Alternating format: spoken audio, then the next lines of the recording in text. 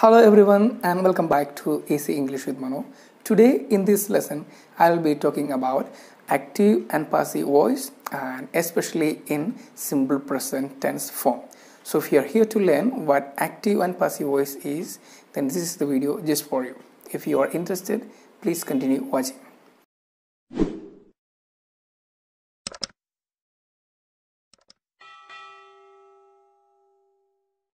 Before we begin today's lesson, let's learn one of the very basic important fact about English grammar, that is, in English grammar, verbs have 5 properties. Do you know what are the 5 properties of verbs?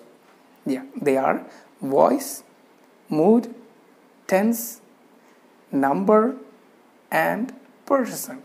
So here in this lesson, we are concerned about voice. What are the 2 grammatical language voices in English? Yeah, they are active and passive voice. So let's come to understand what active voice is, what passive voice is. So if you are not subscribed to this channel, then please do subscribe to the channel and press the bell icon so that you will get latest updates whenever I upload a new video. So let's begin by a detailed understanding on some of the examples and the rules how an active voice works and passive voice works with some of the basic examples. Active voice means there is a subject in a sentence which acts upon its verb. What is active voice? In a sentence, there is a subject which acts upon its verb. In simple present tense, we can see one example here. Rose reads a story. What are the 3 different patterns of the sentence? Subject, verb, and object. So here in this sentence, Rose reads a story. What is the subject? Yeah, Rose is subject, means the doer of the action. And what Rose does? Reads. Rose reads. And what she reads? That's called object in this sentence. What she reads? A story. So here in this sentence, this concept is very clear to you that Rose is a subject, reads is a verb, and a story is the object. Be very careful when we write a sentence in simple present tense. Do not make any mistakes when it comes to subject-verb agreement. Here the sentence Rose reads. Why we have added s at the end of the verb read? Yeah, because Rose is a singular person, only one.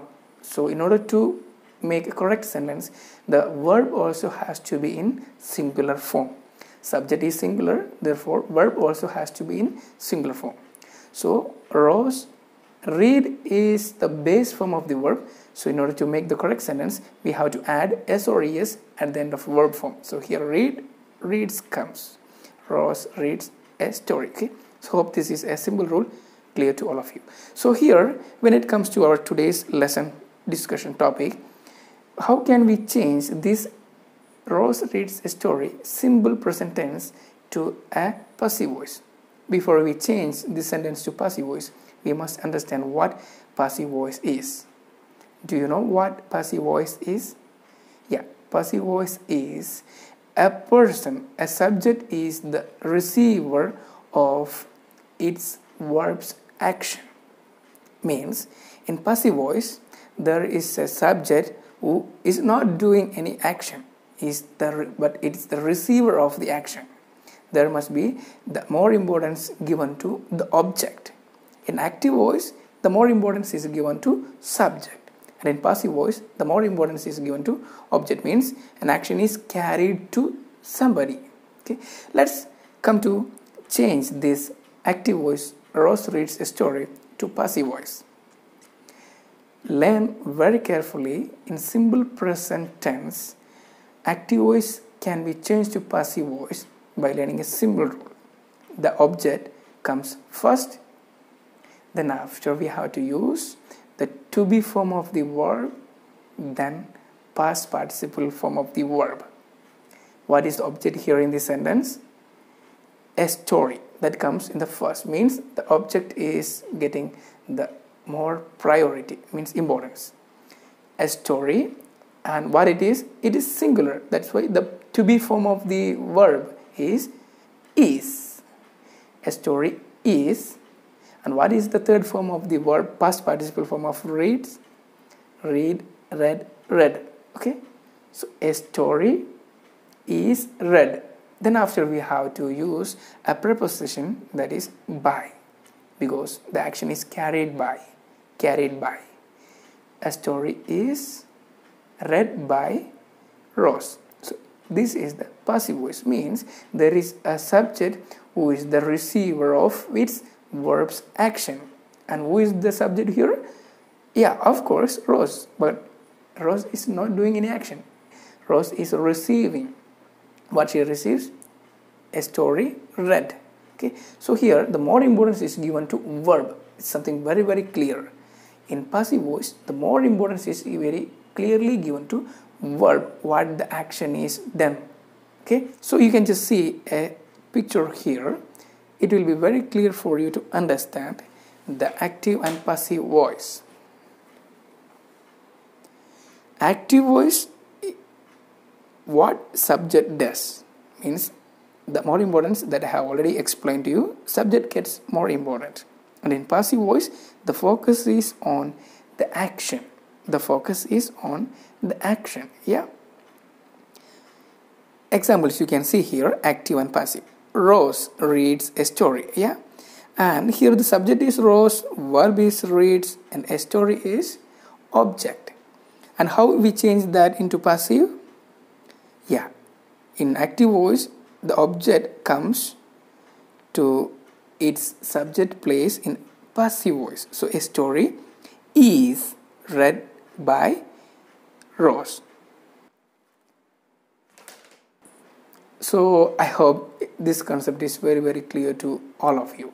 So here I would like to give you some of the examples of active voice and passive voice. So in this video it will be very easy for you to understand what a sentence is in simple present form, active voice, and how can we change that into passive voice. Some of the examples here you can see.